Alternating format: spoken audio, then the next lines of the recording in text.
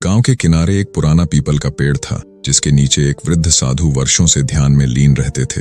लोग उन्हें अग्निदास बाबा कहते थे।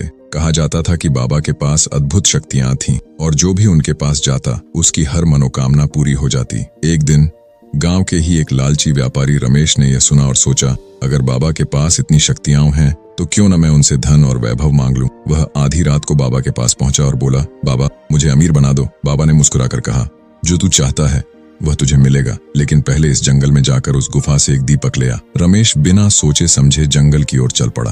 गुफा में घुसते ही उसे एक पुराना दीपक मिला, लेकिन जैसे ही उसने उसे उठाया अचानक जमीन हिलने लगी और गुफा का द्वार बंद हो गया। उसने घबराकर दीपक को गुफा की दीवार पर फेंका। टकराते ही एक भारी आवाज गूंजी, लालच बुरी बला है।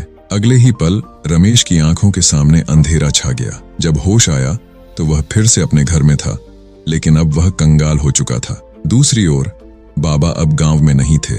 कुछ लोगों का कहना था कि वे बस एक साधारण संत थे, तो कुछ कहते थे कि वे कोई दिव्य शक्ति थे जो लालचियों को सबक सिखाने आए थे।